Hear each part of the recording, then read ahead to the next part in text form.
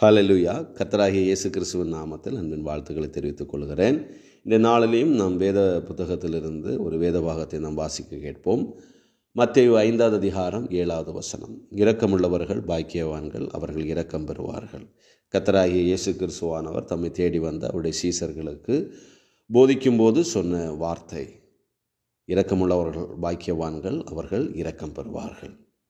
நம்முடைய தேவாதி தேவன் அவர் இரக்கமுள்ளவராக இருக்கிறார். சங்கீதம் 103வது அதிகாரம் அதனுடைய 8வது வசனத்தை படிக்கும்போது, கர்த்தர் உருக்கமும் இரக்கமும் நீடிய சாந்தமும் மிகுந்த கிருபையும் உள்ளவர். நம்மளை படைத்தவர், நம்மளை உருவாக்கினவர் நம்முடைய தேவாதி தேவன். அவர் உருக்கம் நிறைந்தவராக, இரக்கம் நிறைந்தவராக, நீடிய சாந்தமும் மிகுந்த கிருபையும் உள்ளவராக இருக்கிறார். இன்னும் அதனுடைய 13வது வசனத்தை படிக்கும்போது, தகப்பன் தன் பிள்ளைகளுக்கு இறங்குகிறது போல கர்த்தர் தமக்கு பயந்தவர்களுக்கு இறங்குகிறார்.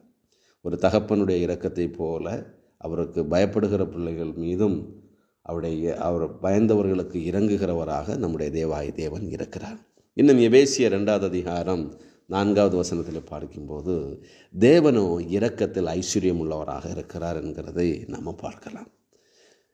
தேவன் இரக்கமுள்ளவராக இருக்கிறார். தகப்பன் பிள்ளைகளுக்கு இறங்குறது போல இறங்குகிறவராக இருக்கிறார். இன்னும் அவர் இரக்கத்தில் ஐஸ்வர்யம் உள்ளவராக இருக்கிறார். நம்முடைய தேவாதி தேவன் இப்படிப்பட்ட இரக்கமுள்ளவராக இருக்கிறதுனால் அவரை தேடுகிற பிள்ளைகளிடத்திலும் அவர் அந்த இரக்கத்தை, அந்த சோபத்தை அந்த தேவாதி தேவன் விரும்புகிறவராக அவர் இருக்கிறார்.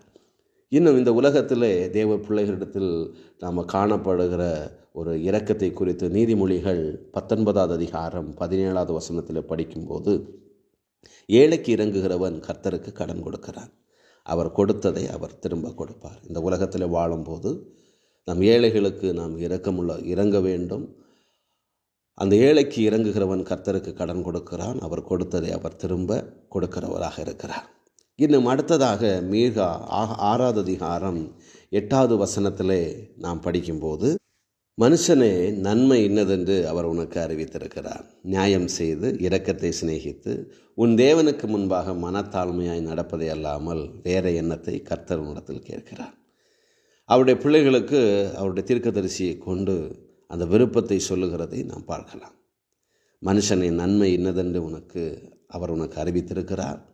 நியாயம் செய்து இரக்கத்தை சிநேகித்து உன் தேவனுக்கு முன்பாக மனத்தாழ்மையாக நடப்பதை அல்லாமல் வேறு எண்ணத்தை கர்த்தர் உன்னிடத்தில் கேட்கிறார். அப்போ கர்த்தர் விரும்புகிறது அந்த இரக்கத்தை சிநேகிக்க வேண்டும் என்கிற அந்த காரியத்தை அவருடைய தீர்க்கதரிசியை கொண்டு அந்த விருப்பத்தை கூறுகிறதை நாம் இந்த இடத்துல நாம் பார்க்கலாம்.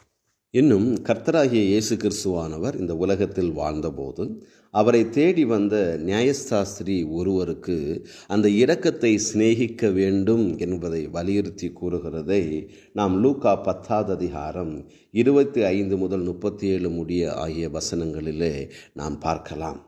லூக்கா 10:25 பார்க்கும்போது, அப்பொழுது நியாயசாஸ்திரி ஒருவன் எழுந்திருந்து அவரை சோதிக்கும்படி, போதகரே, நித்திய ஜீவனை சுதந்திரித்துக் கொள்ளும்படிக்கு நான் என்ன செய்ய வேண்டும் என்று கேட்டான். அதற்கு அவர், நியாயப்பிரமாணத்தில் என்ன எழுதியிருக்கிறது, நீ வாசிக்கிறது என்ன என்றார். அவன் பிரதியுத்தரமாக, உன் தேவனாகிய கர்த்தரிடத்தில் உன் முழு இருதயத்தோடும், உன் முழு ஆத்துமாவோடும், உன் முழு பலத்தோடும், உன் முழு சிந்தையோடும் அன்பு கூர்ந்து உன்னிடத்தில் அன்பு கூறுவது போல பிறனிடத்திலும் அன்பு கூறுவாயாக என்று எழுதியிருக்கிறது என்றார். இயேசு கிறிஸ்து அந்த நியாயசாஸ்திரிக்கு பிரதியுத்தரமாக சொல்லுகிற வார்த்தை, ஒரு மனுஷன் எருசலேமிலிருந்து எரிகோவுக்கு போகையில் கள்ளர் கையில் அகப்பட்டான். அவர்கள் அவன் வஸ்திரங்களை உரிந்து கொண்டு அவனை காயப்படுத்தி குற்றுயிராக விட்டு போனார்கள். இப்படி குற்றுயிராக கிடக்கப்பட்ட ஒரு மனுஷனை அந்த இடத்தில் ஒரு ஆசாரியன் வருகிறான். அவன் பக்கமாய் கண்டு விலகி போகிறான்.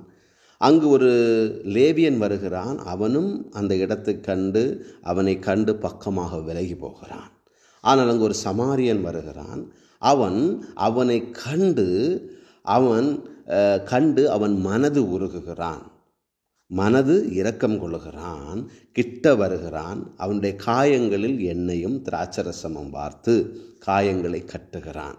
அவனை தன் சுய வாகனத்தின் மேல் ஏற்றுகிறான். சத்திரத்துக்கு கொண்டு போய் அவனை பராமரிக்கிறான். அவன் சத்திரத்தான் கையில் 2 பணத்தை கொடுத்து, நீ இவனை விசாரித்து கொள், ஏதாகிலும் அதிகமாக செலவழிந்தால் நான் திரும்பி வரும்போது உனக்கு தருவேன் என்று பொறுப்படுத்திக் கொள்கிறான். இப்படியாக அந்த சமாரியன் அந்த குற்றியூராக கிடந்த அந்த மனுஷனுக்கு அந்த இரக்கத்தை காண்பித்தான். அப்பொழுது ஆண்டவர் அந்த ஆசாரியனோடு அந்த நியாயசாஸ்திரியோடு கேட்கிறார், இப்படி இருக்க கள்ளர் கையில் அகப்பட்டவனுக்கு இந்த 3 பேரில் எவன் பிறனாக இருந்தான்? உனக்கு எப்படி தோன்றுகிறது? அதற்கு அவன், அவனுக்கு இரக்கம் செய்தவனே என்றான். அப்பொழுது இயேசு அவனை நோக்கி, நீயும் போய் அந்தபடியே செய் என்றார்.